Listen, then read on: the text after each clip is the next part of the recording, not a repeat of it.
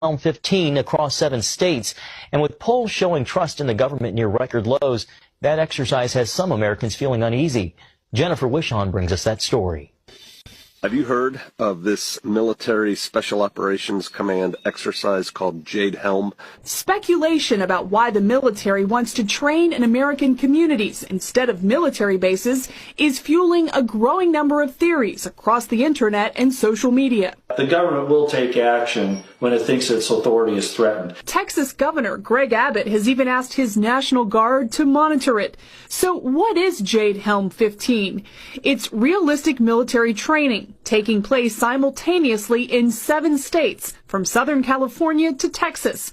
Over 8 weeks, the nation's elite special forces will practice unconventional warfare by operating outside their normal support systems, adapting to new terrain, and working with civilians to gain their trust. When news of the operation broke, the phones inside Texas Congressman Louis Gohmert's office lit up. At first, people were not sure what to think. Do we have to worry about martial law? Is our federal government coming in and going to practice imposing martial law on Texas?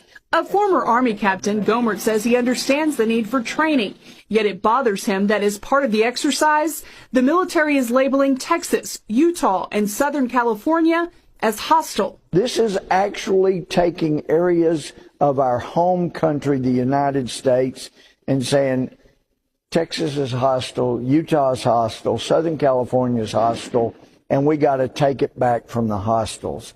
I find that incredibly offensive. And he thinks it's no coincidence that the Jade Helm 15 map looks an awful lot like the 2012 political map.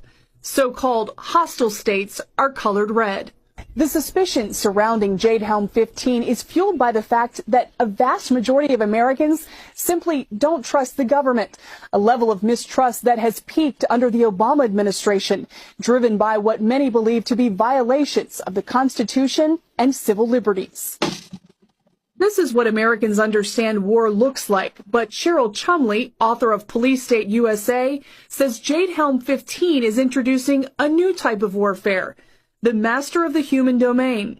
What's going to happen is the special operations soldiers are going to be dressed in civilian clothes, driving civilian vehicles, and they're going to be tasked with striking up rapport with the local citizens. It's a new strategy to root out terrorists since locals notice odd behavior first.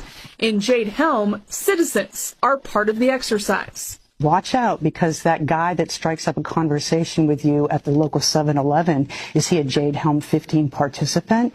You know, it's a psychological warfare that it kind of messes with your mind a little bit. White House spokesman Josh Earnest says special forces moving about communities will wear armbands. I feel confident in expressing to you, without having a lot of detailed knowledge of the particular exercise, is that the civil liberties and constitutional rights of American citizens will be in no way affected by this exercise. Despite conspiracy theories, Congressman Gohmert isn't worried that the U.S. military is going to issue martial law, but he's not happy with the president. When my own commander-in-chief, through his subordinates, is just fine with, for games purposes, declaring an enemy of 2 or more of your states, I've got a real problem with that. That is one of the most insensitive, just outrageous things that a military commander could do. Chumley urges Americans to always stay vigilant when it comes to the government. What I love most about America is that our rights come from God, not government. And I think we need to hold fast to that principle, because once that's gone, then you just open the doors to more and more government encroachments. Jennifer Wishon, CBN News.